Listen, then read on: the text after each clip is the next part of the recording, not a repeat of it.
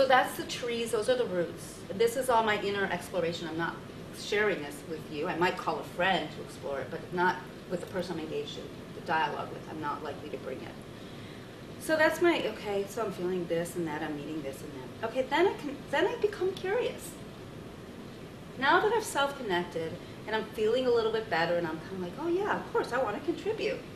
That's kind of like a light energy instead of a, God, I'm really bad at this energy. So I bring that light energy, and from that light energy I can say, whoa, what might be going on for them? Like, why would they respond that way? That seems really strange to me. I don't understand that. And that still might be my internal exploration. What might they be feeling and needing? Well, maybe they're disappointed because they really want a sense of trust that I'm doing the best job I can. Maybe they just need some trust that it's going to be, that everyone's needs are going to get met in this process.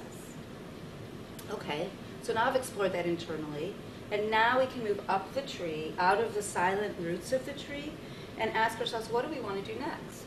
And in nonviolent communication, after that, there's kind of two choices. There's a choice for empathy, or helping the other person become more self-aware without judgment, which would be asking them, what are you feeling and needing?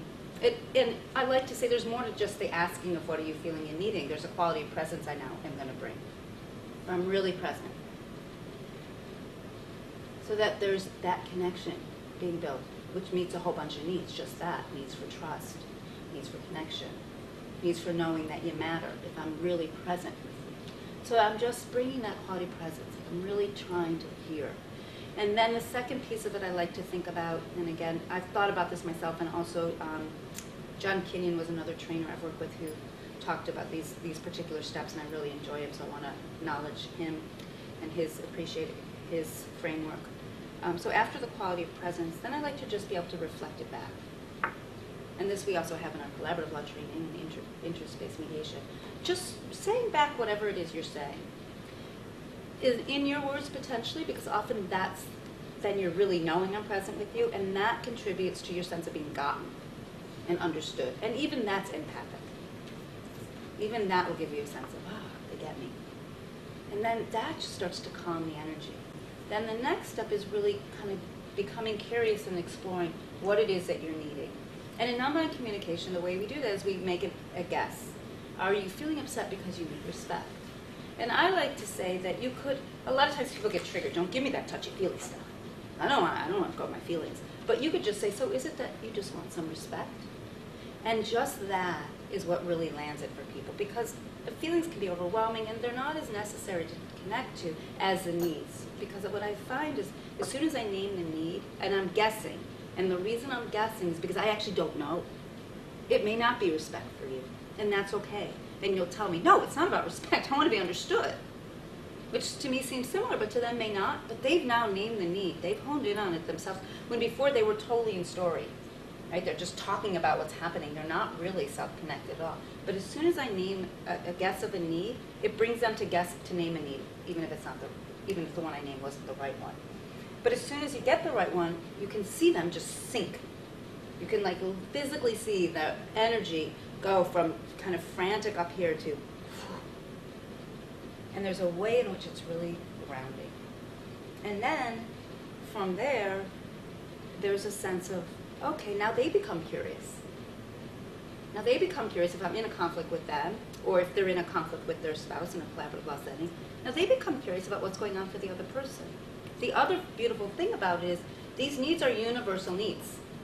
We all have these needs, regardless of who we are or where we live or how much money we have or our gender or our race or our age. We all share these same needs. So if you say you have a need for respect, guess what? So do I. And now I can get why you're upset. I don't, maybe you misunderstood my intentions. It wasn't that I intended to not respect you, but I can understand that for you it wasn't respectful, and that's an important thing to you. And now I may be like, can you tell me what would have been a respectful way to say this? What would have been respectful to you? Because I thought I was being respectful, but I get for you it wasn't. And so it opens a door for problem solving. And I don't like to rush us there, but in the context of the collaborative practice or in the context of the legal setting, ultimately there is a goal that we're trying to get to, which is resolution. And so I want to slow it down enough to connect people and keep them self-aware without judgment, and aware of each other's needs without judgment, so we can now move forward to find solutions. And the beautiful thing is that when we move off the positional strategy debate, fight, and move to the needs-based fight, then we find a zillion other possibilities available to us. And it opens up an abundance of the strategies for us. And the limits then for problem solving is simply our own creativity. And I like at that point to say, wow, if you and I can't find a creative solution, wow, then we sit here with the realization that we can't find a solution right now. But we're still in connection. There's no longer a conflict or a dilemma between us now. Instead of the dilemma being a ball between us that we're fighting against, it's like a ball we're bouncing around. Who else can bounce this ball with us and help us find the solution to this problem? Are there other people we think might know this? Maybe a counselor would have some information for us. Maybe another family member. Maybe we just need to bring in 5 or 6 friends. Maybe we can invite the lawyers to help us problem solve. But now we're in a much more expansive, visionary, creative space than in the you're right, I'm wrong, I'm right, you're wrong dilemma of pushing against each other. Now instead we're like building, creating. It's like taking blocks and building it bigger, building it out. And for me, that's what's so powerful about it and what makes it so beautiful. There's an abundance of possibilities and resources rather than a scarcity.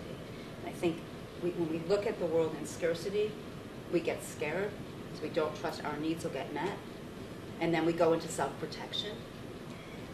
But when we realize, oh, there's a bunch of strategies that can meet our needs, then we're not in a scarcity mode anymore, and we're not afraid. And so we can be really creative. So the other piece about this that is really important, when we talk about the needs being universal, they're not connected to person, place, or time. And so what's so powerful about that is, if I want connection, if I'm attached to having connection with you, and you actually don't really want connection with me, then I'm kind of alone. My need for connection, if I believe you're the only person who can meet my needs, then my need for connection will go unmet, and I'm powerless. I'm really in a place of powerlessness. I'm just going to wait for you to turn around and change your life around to meet my needs for connection. Okay, so now you have all the power, I'm powerless, and boy, I feel pretty depleted and sad and lonely. But if I realize that I don't need connection with you, and I can think about all the other ways in my life my needs for connection are met, then I feel really empowered. And it's really empowering. So a really great example of this, but just like so primordial, is, so when my children were born, I'm really glad I'm still in their lives. But if, God forbid, I had died in birth, let's say, I'd like to believe that all my children's needs would have been met. Their needs for love, nurturance, touch, connection, meaning, growth, play, fun. I'd like to think that I meet those needs for my children in a particularly delicious way, and that they cherish me as their mom, and they do. But those needs, it would be devastating for me to imagine them not having those needs met in their life. So I trust that those needs would have been met in their lives, even if I wasn't in their lives. And that's a beautiful thing, because then we can imagine with all the people on this planet, including ourselves, there's an abundance of ways to get my needs met. It's not just my former husband has to do this or else, or my child has to do this or else, or my sister has to do this or else. Oh, I can get these needs met in an abundance of ways, and when we have that, then when you don't meet my needs, it's not such a big deal. I might grieve it, I might be sad, I might be bummed, because boy, that would have been really sweet for me. I really enjoyed connecting with you, and I would really enjoy doing some more of it. But I can also enjoy it with the 20 other friends in my life who bring meaning and joy to my life.